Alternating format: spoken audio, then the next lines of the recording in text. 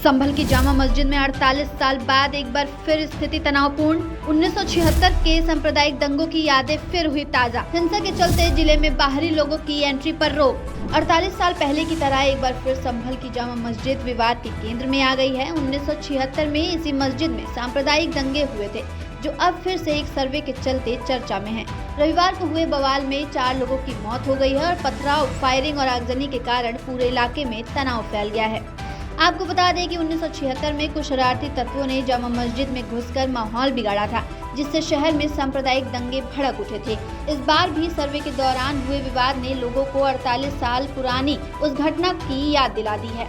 1976 की घटना के बाद लंबे समय तक शहर में हिंदू मुस्लिम के बीच नफरत का माहौल था, जिसे समय के साथ भाईचारे में बदला गया।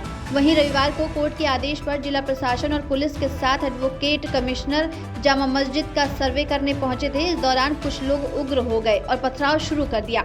पुलिस ने भीड़ को नियंत्रित करने के लिए बल का प्रयोग किया, लेकिन हालात बेकाबू होते चले गए। पथराव के दौरान फायरिंग भी हुई, जिसमें 4 लोगों की मौत हो गई और 30 से अधिक पुलिसकर्मी घायल हो गए। जिले में हालात बिगड़ने के चलते डीएम ने बाहरी लोगों के प्रवेश पर रोक लगा दी है। सोमवार को कुछ राजनीतिक पार्टियों के प्रतिनिधियों के आने की संभावना को देखते हुए सुरक्षा के इंतजाम कड़े कर दिए गए हैं। जिले की सीमा पर चेकिंग भी बढ़ा दी गई है। आपको बता दें कि सुरेंद्र सिंह, जो 1976 के दंगे के प्रत्यक्षदर्शी थे, उन्होंने बताया कि उस समय भी हालात इतने ही गंभीर थे।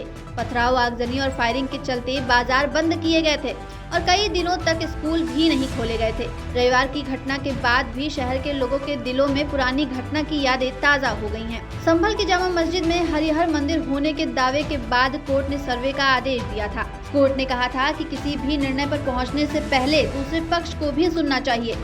सर्वे की वीडियोग्राफी और फोटोग्राफी करी जा चुकी है और एडवोकेट कमिश्नर को भी अपनी रिपोर्ट पेश करनी है। पुलिस अधीक्षक कृष्ण कुमार बिश्नोई ने कहा है कि हिंसा में शामिल लोगों की पहचान कर उन पर एनएसए के तहत कार्रवाई की जाएगी। पुलिस के वाहनों पर हमला करने वालों की धरपकड़ के लिए विशेष अभियान चलाया जाएगा। स्थानीय नेता और धर्मगुरुओं ने भी सभी नागरिकों से शांति बनाए रखने की अपील की है। मुफ्ती आलम और महंत जुगल किशोर मिश्रा ने कहा कि कोर्ट के फैसले का सम्मान किया जाना चाहिए और अफवाहों से दूर रहकर भाईचारा बनाए रखना चाहिए।